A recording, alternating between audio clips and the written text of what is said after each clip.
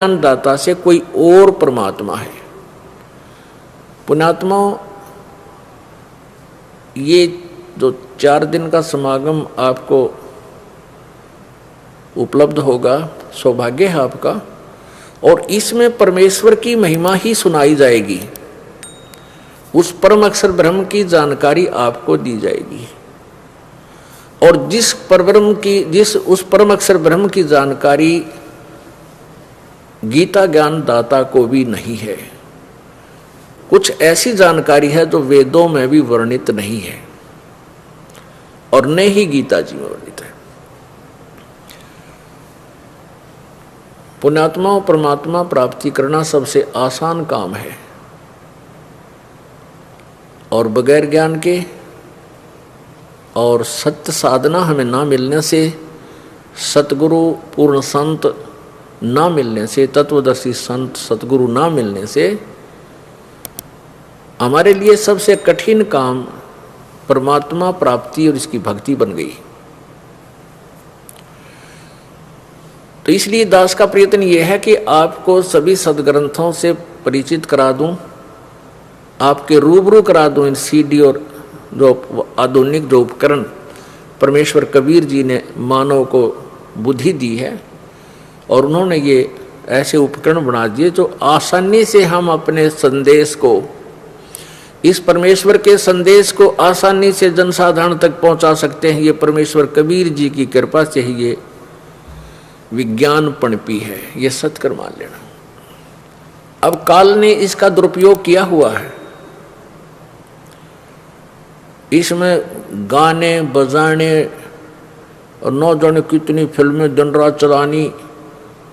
तो पहले तो ये मन मानव का इन बकवादों को जल्द शीघ्र स्वीकार कर लेता है और कुछ दिनों के बाद इनसे इतना छकलेगा, इनसे इतना उल्टा हट जाएगा कि गाने बजाने से इसको नफरत हो जाएगी, सुनने से भी। क्यों हो जाएगी?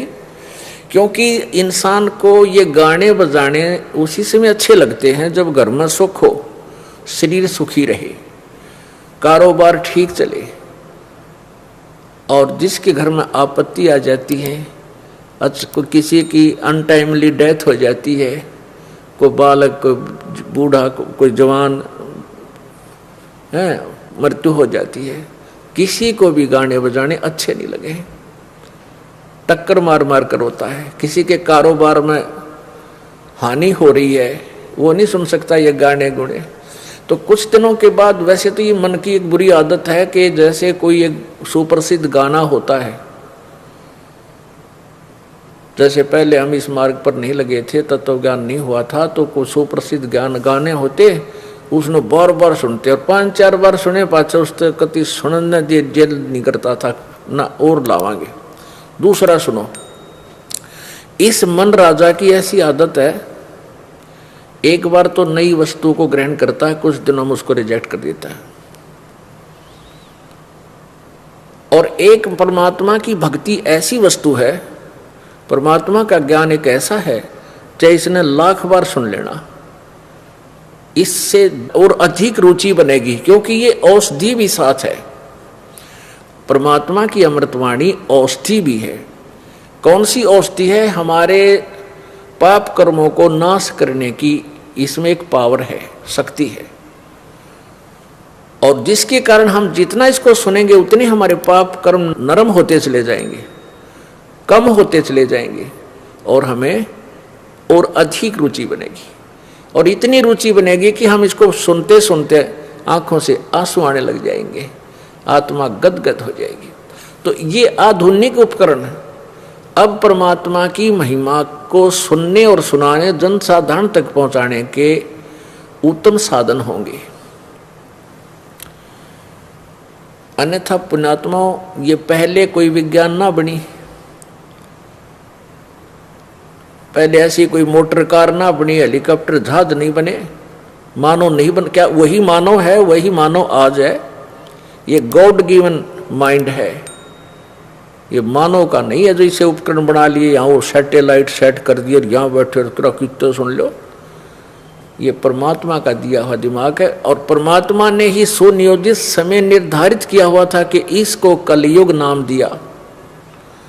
नहीं पहले हम देखें महाभारत में, रामायण में, एक गड्ढे में 6 घोड़े जोड़ के, एक रेडू में उसने रथ बोला है, और 6 घोड़े जोड़ कर जब उन्हें घसीट के ले जाया करती। क्यों? आज कच्चे रास्ते थे, गहरी गहरी लीखें हो जाती, उसमें रास्ते इतने गहरे हो जाते, एक खच्चर पर खच्चा भी कोई ना, तो इसलिए 5-6 जोड़ कर एक रेड उनकी अंडा करते। तो क्या उनमें दिमाग नहीं था? क्या वो मानव नहीं थे? वो भी बना सकते थे, लेकिन नहीं, परमात्मा ने उस समय ये बुद्धि देनी ही नहीं थी आपको। तो अब ऐसी बुद्धि दी है, ये आधुनिक उपकरण बन गए हैं। इन आधुनिक उपकरणों के माध्यम से आप तक परमेश्वर का सत्संदेश सदग्रंथों वाला और दिखा दिखा के रूबरू करा के आपके हृदय में फीड करना है, ताकि आप जी सत्य से परिचित हो सके। अभी तक हमने जिसको भी हमने संत सुना किसी से कि ये संत है, उसी की बातों पर विश्वास किया, उनके द्वारा दिए गई साधना पर हम आरूढ़ हो गए और लाभ किसी को हुआ नहीं। तो प्रसंग चल रहा है कि परमात्मा का पाना सबसे आसान काम है, यदि हमें ये विश्वास हो जाए कि जो साधना हम कर रहे हैं ये सत्य है। पुणात्माओं, जैसे अन्य पंथों में अन्य संतों के अनुयायी भी साधना कर रहे हैं, और वो भी अपने गुरुदेव के ऊपर विश्वास करके लगे हुए हैं। यदि उनको अविश्वास हो जाए तो वो छोड़ दें उसको। वो बेचारे अंधविश्वास में और ब्लाइंड फेथ करके वो कति अंधविश्वासी भगत अंधविश्वासी ही होते हैं। अंधविश्वासी का मतलब ये होता है कि जो गुरुजी कह रहे हैं वो सत्य है, और इतना मानना भी एक अच्छे ड्यूटी का कर्तव्य है, फर्ज है। यदि उसमें गुरुजी की बातों में कोई आनाकानी होती है, उसमें कोई डाउट होता है, ऐसा ठीक नहीं है, ऐसा ठीक नहीं है, तो वो गुरु शिष्य नहीं है। एक नियम है ऐसा।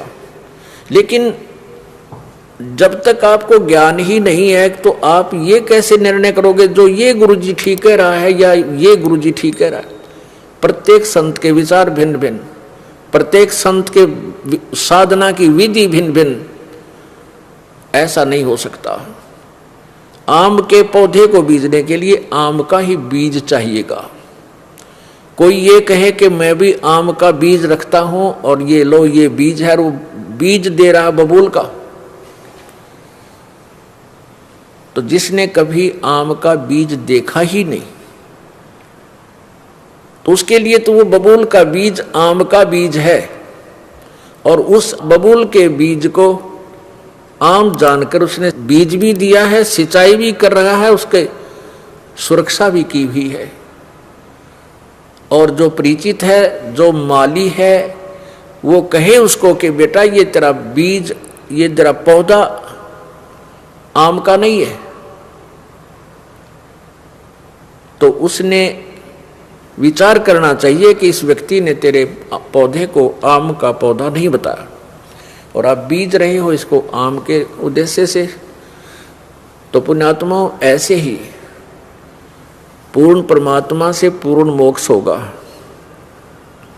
उस परम अक्षर ब्रह्म से पूर्ण मोक्ष होगा।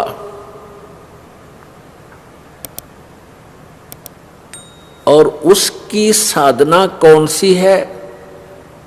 क्योंकि उस परम अक्षर ब्रह्म से, सत्य पुरुष से हमारा पूर्ण मोक्ष होगा।